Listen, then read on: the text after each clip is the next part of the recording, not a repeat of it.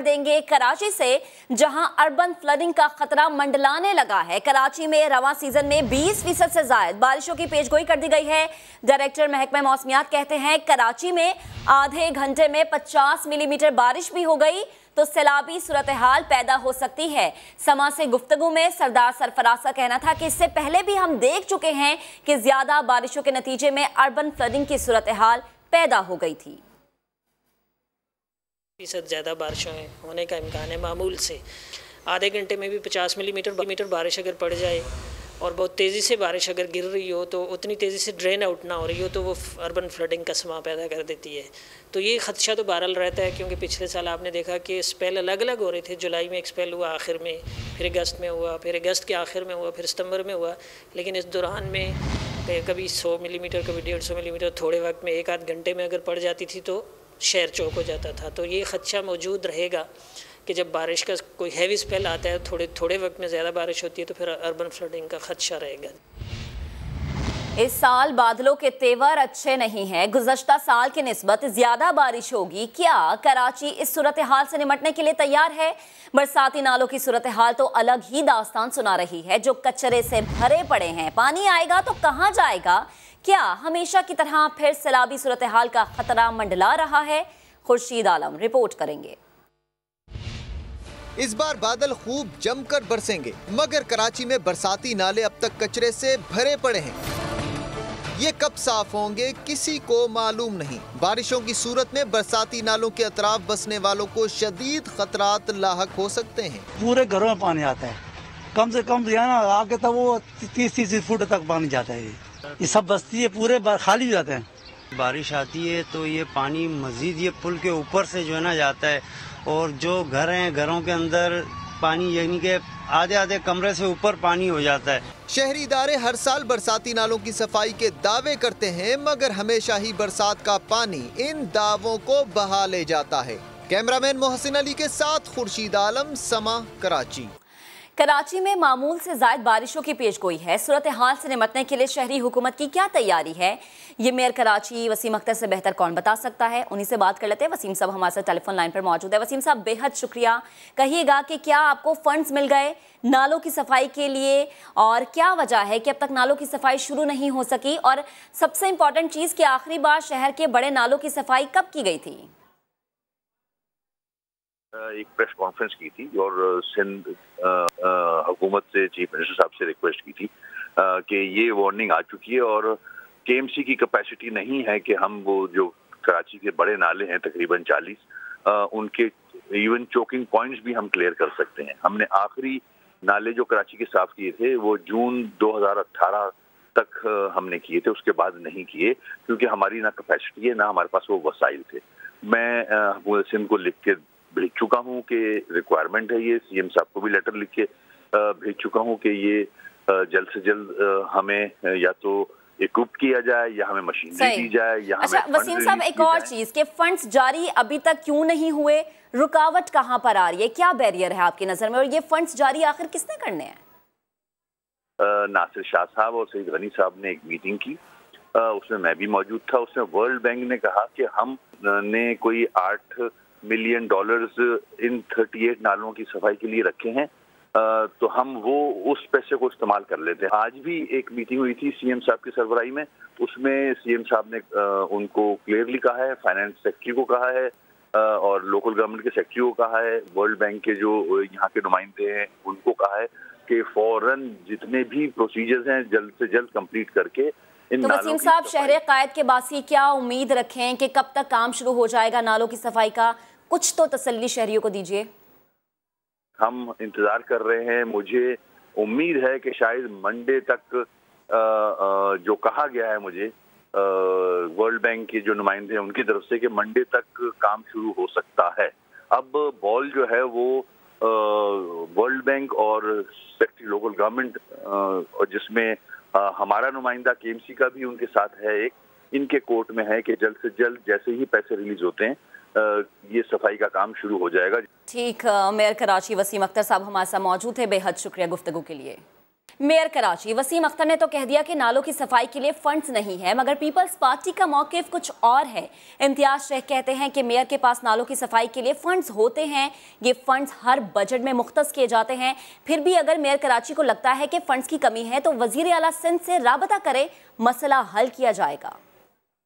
तौर पर सिंध हुकूमत इसकी तैयारी करेगी। पहले भी तजुर्बा हमें हो चुका है, 2010 में 11 में बारिशें बहुत ज्यादा हुई थी। देखें, ये लोकल गवर्नमेंट डिपार्टमेंट करता है नालों की सफाई और रूटीन है, ये हर साल होता है। और उसके साथ मेयर के पास भी इसके अपने फंड होते हैं, जिसकी वजह से ये नाले भी साफ होते हैं। और ये बड़ा ऑपरेशन होता है, ये मानसून से पहले वो किया जाता है। तो उस हवाले से मेयर साहब को भी करना चाहिए। अगर उनको कोई तकलीफ है या उनके फंड्स का मसला है तो फौरी तौर पर सीएम साहब से मिलें। लेकिन हर किसी के बजट में ये चीजें रखी होती हैं, इस चीजों की लोकल गवर्नमेंट के पास भी होती हैं और मेयर कराची के पास भी होती हैं। अगर नहीं है या मतलब कम है वो समझते हैं तो वो सीएम साहब से मिले तो उस पर उनका मसला हल हो जाएगा, क्योंकि ये बहुत अहम है। तो अगर पेशगोई के मुताबिक इस साल 20% ज्यादा बारिश होती है तो पानी कहां जाएगा? हम सवाल है, क्या सिंध सरकार और कराची इंतजामिया बरसाती नालों को निकासी के लिए तैयार कर सकी है? मोहम्मद अली हफीज ने हमें ज्वाइन किया है, उनसे बात कर लेते हैं। अली, कहिएगा सिंध सरकार की अभी तक की क्या तैयारी है? देखें, बिल्कुल इख्तियारात का ना होना, फंड्स की किल्लत के बहाने, ये तमाम मामला एक तरफ, लेकिन कराची के 38 बड़े नाले और 2 से ज़ायद छोटे इलाके जो नाले हैं उसमें पड़ा हज़ारों टन कचरा जो है कराची के मेयर और बल्दियाती नुमाइंदगान की कारकर्दगी का पोल खोल रहा है। पिछले 3 बरसों के अंदर जो है बहुत बड़ा फंड जारी हुआ नालों की सफाई के लिए, लेकिन 4 बरस होने को आ रहे हैं, मौजूदा बल्दियाती नुमाइंदगान आज तक कराची का एक भी नाला जो है वो साफ़ नहीं कर सके। यही वजह है कि कराची हर साल जो है बारिश में डूबता है, कराची वाले परेशानी उठाते हैं। बल्दियाती नुमाइंदगान को क्या पहले मालूम नहीं था कि मानसून आ रहा है, बारिश की जो है वो बारिश होने जा रही है? एंड टाइम पे जो है कहा जा रहा है कि फंड नहीं है, फंड नहीं है। तो जो गुज़श्ता 3 बरसों में जो लाखों रुपए, करोड़ रुपए जो है फंड के नालों की सफाई हुए हैं, वो फंड तो साफ हो जाते हैं, लेकिन हर बार ये कहा जाता है कि भाई वो जो है नाले साफ नहीं हो सके, जिसका खमियाजा जो है कराची वालों को भुगतना पड़ता है। कराची के 38 बड़े नाले हैं, ये केएमसी के मातहत आते हैं, यहाँ पर इख्तियारात का भी कोई मसला नहीं है। ये तमाम जिम्मेदारी मेयर कराची की है और जो डीएमसीज के हदूद में आते हैं वो डीएमसीज के जो है चेयरमैन की जिम्मेदारी है। मशीनरी मौजूद है, पेट्रोल मिलता है, डीजल मिलता है, लेकिन डीजल कहाँ चले जाता है? पेट्रोल के पैसे पेट्रोल बेच के कहाँ पैसे खाए जाते हैं? इसके अलावा मशीनरी खड़ी खड़ी ख़राब क्यों हो जाती है? ये चोर बाजारी जो है 4 बरसों में लगी रही। अब जाते जाते भी कराची वाले यही कह रहे हैं कि एक भी नाला 4 बरसों में नालों की साफ सफाई तो कर नहीं सके ये बल्दियाती नुमाइंदगान। अल्लाह ही हाफिज़ की कारकर्दगी भी जो है हर शहरी जो है गमो गुस्से का इजहार करता है, कहता है हर दफ़ा फंड साफ हो जाते हैं लेकिन नाले साफ नहीं होते। चौपट राज है। बेहद शुक्रिया अली आपका। समा की निशानदही के बावजूद कराची के इलाके पापोश नगर को गलाजत से पाक ना किया जा सका। चांदनी चौक पर सीवरेज का मसला जूं का तू है। सलमान अहमद की रिपोर्ट में जानिए। पापोश नगर की चांदनी चौक की चांदनी लौटाने का ख्याल किसी को नहीं आया। समा मुसलसल वाटर बोर्ड, वजीर बल्दियात और डीएमसी सेंट्रल समेत दीगर मुताल्लिका इदारों को जगाने की कोशिश कर रहा है, लेकिन किसी के कान पर जूं तक नहीं रेंग रही। कल भी समय टीम आए थे लेकिन कोई सोल्यूशन इसका कुछ भी नहीं निकल रहा है। तकरीबन कितने दिनों से हो गए, जरासीम अलग फैल रहे, लोग बीमार अलग हो रहे हैं। यहाँ पे पानी की वजह से हमारा कोई कारोबार नहीं है, हम बेरोजगार पड़े हुए हैं इधर और कोई सुनने वाला नहीं है जो इसको सुने और देखे। खालिद महबूब सिद्दीकी साहब ने कुछ किया है तो ये तो आप भी देख रहे हैं, पूरा दुनिया देख रहा है। हम तो कितनी झेल रहे इस चीज़ को। यहाँ से लोग, बूढ़े लोग गिर जाते हैं, बाज लोग दुकान में कस्टमर आना बंद हो गया, कोई चढ़ नहीं पा रहे हैं। डीएमसी सेंट्रल के चेयरमैन रेहान हाशमी ने भी अपनी जिम्मेदारी से जान छुड़ाते हुए वजीर बल्दियात से वाटर बोर्ड को लगाम देने का मुतालबा किया था। वजीर बल्दियात से दरख्वास्त है कि वाटर एंड सीवरेज बोर्ड को कम से कम पाबंद करें कि जहां जहां पर वाटर और सीवरेज की लीकेज है, रोड बर्बाद हो रही है, लोग ताफुन ज़्यादा जिंदगी गुजारने पे मजबूर हैं, कम से कम इनको सीधी राह पे लेकर आए। पापोश नगर की चांदनी चौक पर सीवरेज का ये मसला 5 माह पुराना है। इलाका मकीन शिकायत कर करके थक गए, मगर लगता है कि इंतजामिया शायद इससे भी ज्यादा किसी जरूरी काम में मसरूफ है। कैमरामैन मोहम्मद आतिफ के साथ सलमान अहमद, समा, कराची। शहर अकायद का एक और मसला, कराची में बदतरीन लोड शेडिंग के खिलाफ जगह जगह मुजाहरे किए जा रहे हैं। कई इलाकों के मकीन सड़कों पर निकल आए कि इलेक्ट्रिक ने फिर फर्नेस ऑयल और गैस की कमी का घड़ा घड़ाया बहाना चढ़ दिया। शाहनवाज अली कादरी की रिपोर्ट। बिल तो ऐसे आ रहे हैं कि जैसे 24 घंटे के 48 घंटे लाइट दे रहे हैं।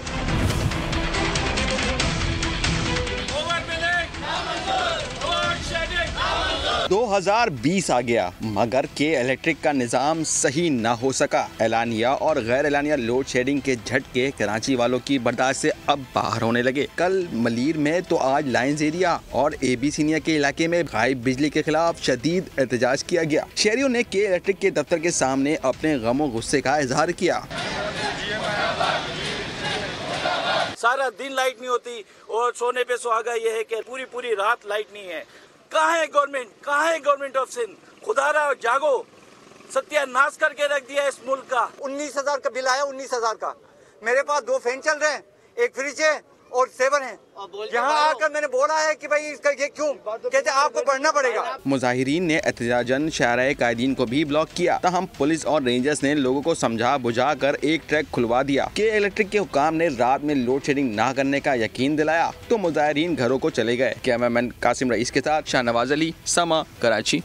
कराची में बिजली का बहरान जल्द टलने वाला नहीं, क्योंकि फर्नेस ऑयल की दरामद में ताखीर के बाद विंड पावर प्लांट्स की पैदावार भी तकरीबन 75% गिर गई है। शॉर्टफॉल बढ़कर 650 मेगावाट तक पहुंच गया। इस्लामाबाद से वहाब कामरान अपनी रिपोर्ट के साथ। शहर कायद के बासियों होशियार बाश, रोशनियों के शहर पर छाए लोड शेडिंग के अंधेरे अभी जल्द खत्म होने वाले नहीं। एक तरफ फर्नेस ऑयल नहीं आया तो दूसरी तरफ हवाओं ने भी कराची वालों का साथ छोड़ दिया। विंड पावर प्लांट से पैदावार कम हो गई। विंड कॉरिडोर से औसतन 200 मेगावाट मिलने वाली बिजली अब इतलात के मुताबिक 50 मेगावाट से भी कम रह गई। शहर की पीक डिमांड 3,450 मेगावाट, जबकि पैदावार 2,800 मेगावाट। शॉर्टफॉल 650 मेगावाट तक पहुंच गया। ये इलेक्ट्रिक हुकाम का कहना है फर्नेस ऑयल दरामद होने में मजीद हफ्ता भर लग जाएगा। यानी मजीद हफ्ता भर तो कराची वाले लोड शेडिंग में कमी के हवाले से ना ही समझें। और हाँ, ये कर्ब शहर कायद के घरेलू सारिफीन को झेलना पड़ेगा, क्योंकि सनतों को तो बिजली की फराहमी बिला तातुल जारी रखी जाएगी। कराची में बिजली की गैर एलानिया लोड शेडिंग क्यों हो रही है? ओवर बिलिंग की भी शिकायत है। नेपरा ने के इलेक्ट्रिक से तफसीली रिपोर्ट तलब कर ली। इस्लामाबाद से वहाब कामरान की रिपोर्ट। रोशनियों के शहर में अंधेरे, सारिफीन को बिजली की तवील लोड शेडिंग के साथ ओवर बिलिंग का भी झटका। शहरियों की शिकायत पर नेपरा एक बार फिर एक्शन में, के इलेक्ट्रिक से तफसीली रिपोर्ट मांग ली। तर्जुमान नेपरा के मुताबिक शहर कायद में बिजली बहरान संगीन होने की इतलात मिल रही हैं। अथॉरिटी ने के इलेक्ट्रिक को शहर में बिजली की सप्लाई बेहतर बनाने के लिए फौरी इकदामात का हुक्म दे दिया। चेयरमैन नेपरा ने भी गुज़श्ता रोज कराची में गैर एलानिया लोड शेडिंग का नोटिस लेते हुए मुतल्लिका हुक्काम को वजूहात मालूम करने की हिदायत की थी। तर्जुमान ने यह भी कहा है कि सारिफीन बिजली की सप्लाई और ओवर बिलिंग की शिकायत नेपरा रीजनल ऑफिस कराची और वेबसाइट पर भी दर्ज करा सकते हैं। वहाब कामरान, समा, इस्लामाबाद। अभी आपको अहम खबर देंगे। तहरीक इंसाफ कराची के MNS ने के इलेक्ट्रिक के खिलाफ सुप्रीम कोर्ट जाने का फैसला कर लिया है। तफसीलात जानेंगे नुमाइंदे खुसूसी फैसल खान ने हमें ज्वाइन किया। फैसल, अदालत का दरवाजा कब खटखटाया जाएगा? देखिए, पाकिस्तान तहरीक इंसाफ के MNS की आज मीटिंग हुई थी वफाकी वजीर उमर अयूब के साथ, जिसमें के इलेक्ट्रिक के CEO मोनिस अलवी भी शरीक थे, जिन पे को तंबी की गई है कि जिस तरह कराची में के इलेक्ट्रिक लोड शेडिंग कर रही है गैर एलानिया, वो सरासर ज्यादती है कराची के वालों के साथ। इस हवाले से उन्हें मुतनब्बे किया कि 4 से 5 दिन में अगर इन्होंने गैर एलानिया लोड शेडिंग नहीं रोकी और सिर्फ 2 घंटे से ज्यादा अगर लोड शेडिंग की गई और ओवर बिलिंग जो कराची वालों को की गई थी उसके पैसे वापस नहीं किए गए, तो ये अदालत का जो है दरवाजा खटखटाएंगे। इसके लिए सुप्रीम कोर्ट भी जाएंगे और वजीर आजम पाकिस्तान से भी इस बात की सिफारिश करेंगे कि के इलेक्ट्रिक के खिलाफ जो है कार्रवाई की जाए। इसके अलावा नेपरा को भी इस चीज का पाबंद बनाया जाएगा कि के इलेक्ट्रिक जिस तरीके से लोड शेडिंग कर रही है गैर एलानिया, इसके साथ साथ गुज़िश्ता साल जो बारिशों में लोग करंट लगने से जवाब हुए थे उनके जो है मुआवजा उनके अहले खाना को नहीं दिए गए। अगर ये तमाम नहीं होती तो उन्होंने कहा है कि 4 से 5 दिन के अंदर ये काम तमाम नहीं हुए सारी चीजें, तो वो फिर सुप्रीम कोर्ट में जाएंगे, जो है पिटीशन दायर करेंगे। ठीक फैसल, बेहद शुक्रिया। Welcome back. क्या कोरोना का तूफान थम रहा है? अदादोशुमार तो कुछ ऐसे ही इशारे दे रहे हैं। आपको बताएं कि पिछले 24 घंटों में 1 जून के बाद सबसे कम केसेस और हलाकतें रिपोर्ट हुई, जबकि 2 माह में दूसरी बार बीमार होने वाले अफराद कम और सेहतयाब होने वाले ज़्यादा हैं। तो एक अहम सवाल है कि क्या कोरोना का तूफान थम रहा है? क्योंकि पिछले 24 घंटों में जो अदादोशुमार सामने आए हैं वो इसी चीज़ की तरफ इशारा कर रहे हैं। 2 माह में दूसरी बार बीमार होने वाले अफराद कम और सेहतयाब होने वाले ज़्यादा हैं। अब आपको बताएं कि पाकिस्तान फार्मास्यूटिकल मैन्युफैक्चरर्स एसोसिएशन ने मुल्क में दवाओं की किल्लत पैदा होने का खदशा जाहिर कर दिया है। चेयरमैन PPMA मोहम्मद जका का कहना है कि हुकूमत ने खाम माल की तरसील पर 5 हफ्ते से पाबंदी आयद कर रखी है। इस्लामाबाद से अरहम खान की रिपोर्ट। आटे, चीनी और पेट्रोल के बाद अब कोरोना गर्दी के दौर में दवाओं के बहरान का भी खदशा। पाकिस्तान फार्मास्यूटिकल मैन्युफैक्चरर्स एसोसिएशन ने बड़े खतरे की घंटी बजा दी। अखबारात में इश्तिहार भी शाया। 5 हफ्ते से तरसील पर आयद हुकूमती पाबंदी के बायस बंदरगाहों पर पड़ा खाम माल गर्मी से खराब हो सकता है। चेयरमैन PPMA मोहम्मद जका का वीडियो पैगाम। खाम माल की अदम दस्तयाबी पर इंडस्ट्री ऑपरेशंस बंद करने का इंतबाह भी कर दिया। Anti cancer drugs, anti tuberculosis drugs, ये एंटीबायोटिक्स, ब्लड प्रेशर की दवाइयाँ, डायबिटीज़ की दवाइयाँ और दीगर अद्वियात जो हैं उनकी सख्त किल्लत होने का खतरा है। किल्लत होगी, इसकी जिम्मेवारी हुकूमत पाकिस्तान के ऊपर होगी। PPMA के मुताबिक सूरत हाल की संगीनी से आगाह करने के लिए वजीर आजम और मुआवने खुसूसी सेहत को खत भी लिखा, लेकिन कोई जवाब नहीं आया। अरहम खान, समा, इस्लामाबाद। अब आपको बताते हैं कोरोना सूरत हाल के पेश नज़र स्टेट बैंक ऑफ पाकिस्तान की रोजगार फाइनेंस स्कीम में JS बैंक, हबीब बैंक लिमिटेड और बैंक अल हबीब से सबसे आगे रहे। 10 अप्रैल 2020 को स्टेट बैंक की जानिब से गवर्नर स्टेट बैंक की सरबराही में कोरोना वबा के दौरान इंडस्ट्री मुलाजमीन के तहफ़्फ़ुज़ के लिए स्कीम मुतारिफ करवाई गई, जिसे रोजगार फाइनेंस स्कीम का नाम दिया गया। रीफाइनेंस स्कीम का मकसद किसी भी कारोबार को आसान शराइत पर कर्जा फराहम करना है ताकि मुलाजमीन को 3 माह तक बरतरफ ना किया जाए। इस स्कीम का हदफ मुलाजमतों के तहफ़्फ़ुज़ के लिए मरात फराहम करना है। पाकिस्तान में हवाबाजी की सनत किस तरह तबाह हुई, वफाकी वजीर गुलाम सरवर खान ने पार्लियामेंट को खुलकर बता दिया। कहा, जिस तरह पाकिस्तान में 90% ड्राइविंग लाइसेंस जाली होते हैं, उसी तरह पायलट्स के भी लाइसेंस जाली निकले, उनकी डिग्रियां जाली निकली। उन्होंने ये भी बताया कि कई पायलट्स ने गलती का एतराफ़ करते हुए मुआफ़ी मांगी, लेकिन हम मुआफ़ नहीं करेंगे।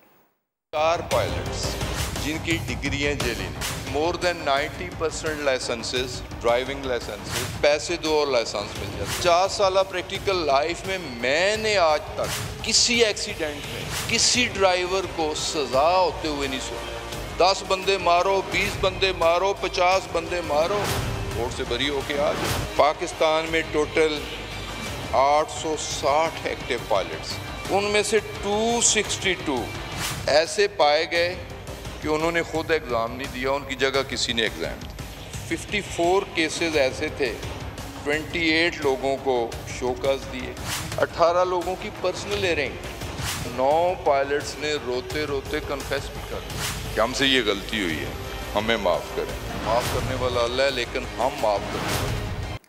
कई पायलट पैसे लेकर इम्तिहान देते हैं या उनकी जगह किसी और ने इम्तिहान दिया, ये मैंने खुद देखा है। कैप्टन रिटायर्ड सैफोन ने प्रोग्राम 7 से 8 में वफाकी वजीर बराए हवाबाजी के बयान को हकीकत करार दे दिया।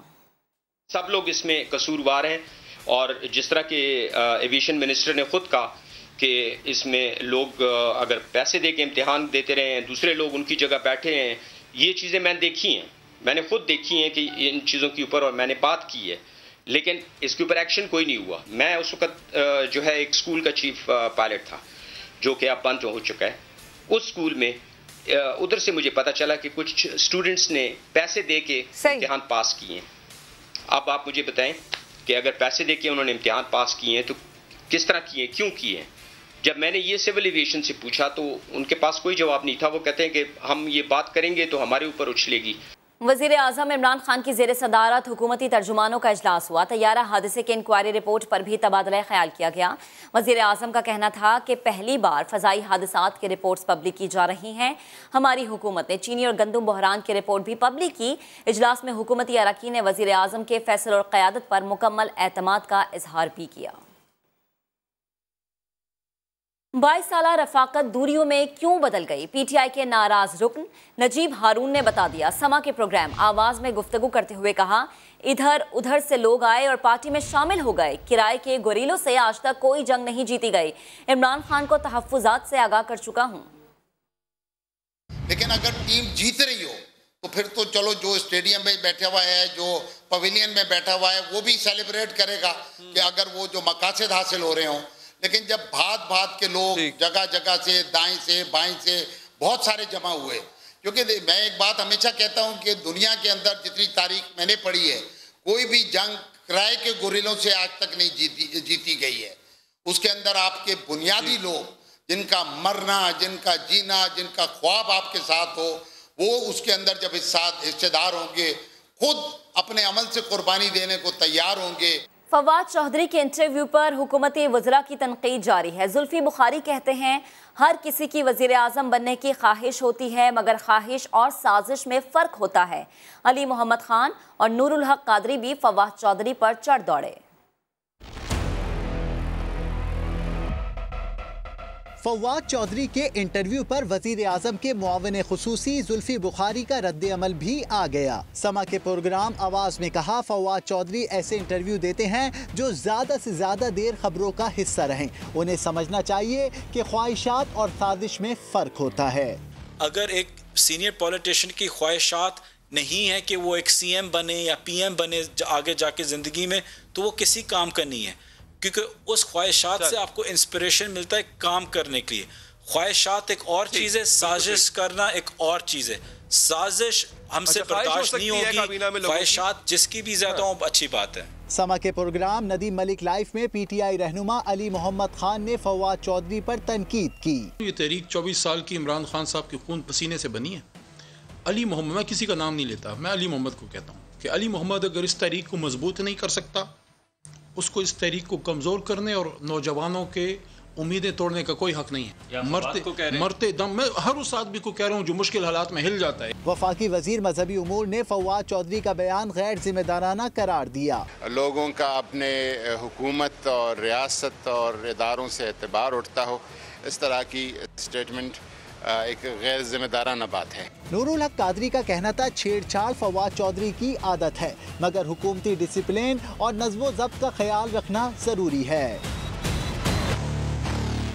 विफाकी वजीर मुराद सईद ने बड़ा दावा कर दिया है। कौमी असम्बली में खिताब करते हुए कहा कि पीपल्स पार्टी के 7 MNAs ने NRO मांगा, एक MNA इस वक्त यहाँ भी बैठा है। कहा शाजिया मरी यहाँ पर मिन्नतें करती हैं और पीछे साजिशें करती हैं।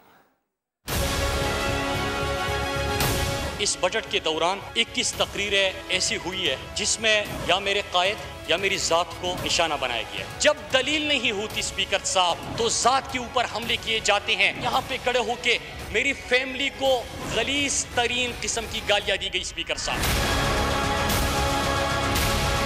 मुझसे 7 इनके लोगों ने NRO मांगा है और एक इस पार्लियामेंट के अंदर बैठा हुआ है, एक इस पार्लियामेंट के अंदर बैठा हुआ है। अगर मैं इतना बुरा हूं स्पीकर साहब, मेरे घर जरगा क्यों लेके आए? यहाँ पे आप मिन्नतें करते और अपने लीडर को खुश करने के लिए रात को मेरे घर फ्रूट बेचते हैं, अपने लीडर को खुश करने के लिए चीजें लहराते हैं। मैं अब एक्सपोज करूंगा, अगर मेरे सर पे यहाँ पे ये गोली भी रखते हैं ना और के स्टेटस को का साथी बन जाऊं, अल्लाह की कसम नहीं बनूंगा।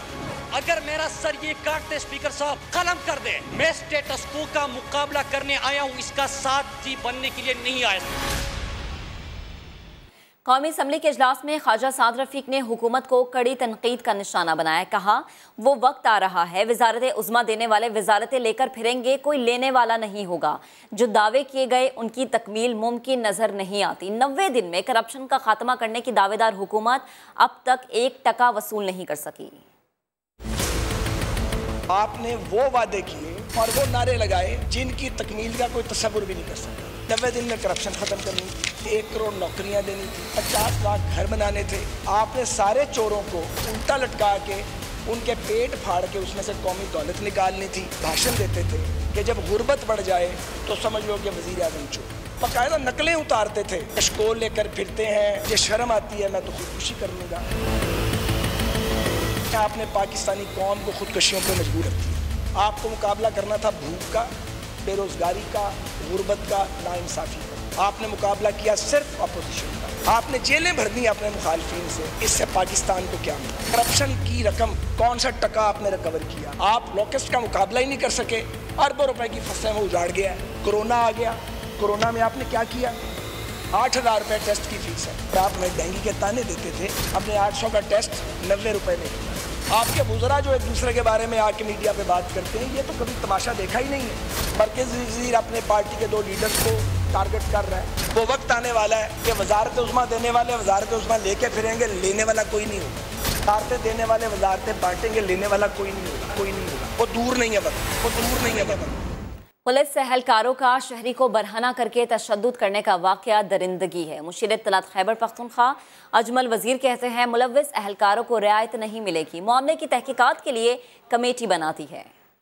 कमेटी इसके लिए बनाया है, इसके लिए विद इन अ डे, ये नहीं कि 24 घंटे या इतने दिन या इतने दिन, ये वो वाली कमेटी नहीं है।